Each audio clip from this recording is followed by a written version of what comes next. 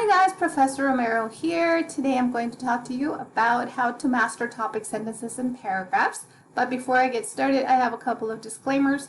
Please note that even though at the end of this presentation I will show you examples of full paragraphs, I will not talk about introductions and conclusions in this presentation, so we will not have a complete essay at the end. And then finally, I will be talking about our sample topic that I talked to you about in the thesis statement presentation. What is a burrito? And the reason I chose that is because I love burritos. No, I'm kidding. Well, I'm not kidding. I do love burritos, but I chose that topic because of the fact that most students know what a burrito is, and they can answer the question as we go along in their heads. So I wanted to pick a topic that was easy for you to think about. But keep in mind that when you write your essays, you're not going to be writing about these types of simple topics. Your topics are going to be more difficult, if you will. So let's go ahead and get started. A topic sentence. If we continue with our sample thesis statement that a burrito is a complete meal since it has protein, carbs, and vegetables, a topic sentence supports the thesis in the sense that it tells the reader what the paragraph is about. Looking at our thesis statement, we first said that the protein makes the burrito a complete meal. So our topic sentence could sound something like, a burrito is a complete meal due to its protein. Okay, then keep in mind that your topic sentence is supporting the thesis because we did address what the first point of support was in their thesis. The second one would address this one, and the third one would address the final point. And also note that a topic sentence is a requirement of every paragraph. If you don't have a topic sentence, you don't have a paragraph. So how do you write a topic sentence? Keep in mind that you should let your topic sentence be guided by the thesis statement. Looking back at our sample thesis, we mentioned our first point of support, which is a protein. So that's what our topic sentence would be. Our second one would be about the carbs. That's exactly what it is here. And our third one is about the vegetables. That's our final sentence here. So make sure that you write your topic sentences in the same order that you mentioned your thesis. So we talked about protein, check, first point. Second point is carbs, check. Finally, vegetables, that would be our third topic sentence. And also use topic sentences that have similar language that you use in the thesis statement. So as you can see, most of these still refer to the fact that each one of these points addresses the fact that all these points make a burrito a complete meal.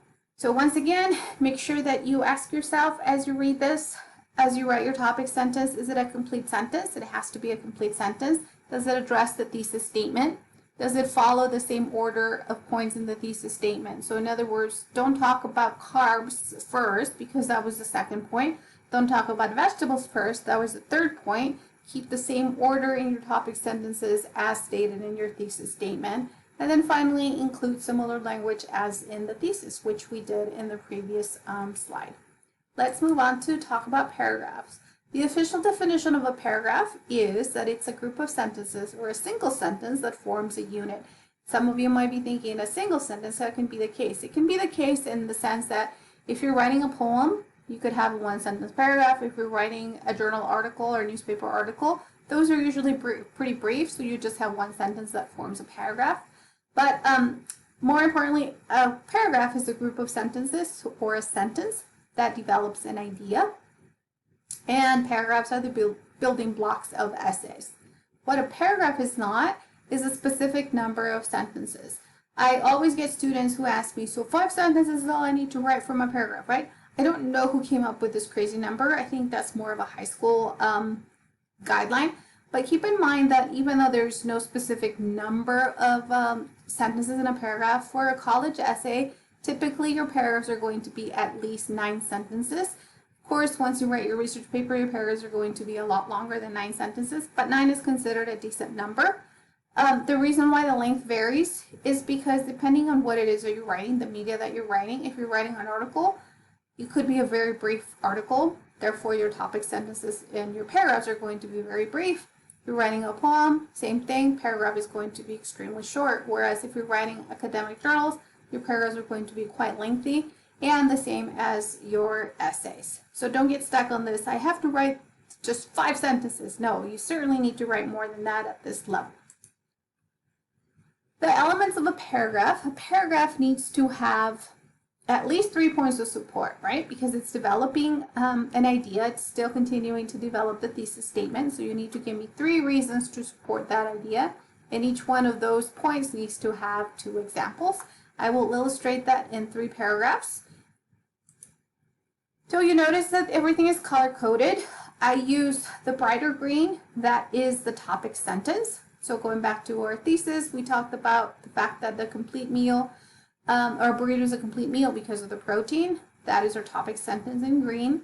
The lighter green, that represents the points of support. And notice we have 3 of those, which is a requirement of a paragraph. And then finally, the examples are in the white font. So we need 2 examples of each. We talk about the ground beef, we talk about chicken, we need 2 examples of protein, the cheddar cheese, and we have finally our dairy. That is our 3rd point of support, and the dairy that you can include in the burrito. Then we go on to our 2nd paragraph. The 2nd paragraph is, of course, about the carbs. This is the paragraph that talks about the tortillas that have a lot of carbs, the beans, and then finally the rice. And for each one of these points, we have 2 examples of each in the white. And finally, we have our 3rd paragraph, which is the paragraph that talks about the vegetables. And we mentioned 3 types of vegetables that are in there. We have the pico de gallo, we have the avocado, and then salsa is also made with vegetables. And for each one of these points, we have 2 examples of each. About your paragraphs, does it have a topic sentence? It must. Does the topic sentence in the paragraph support the thesis statement? It should. And then does the content in the paragraph echo what is in the thesis statement? In other words, does it reference similar language, just like your topic sentence did? Does your paragraph order follow the same order as the thesis statement? In other words, make sure you talk about the same order of the points as you reference them in the thesis. Does it include 3 points of support to the topic sentence? That is a minimum.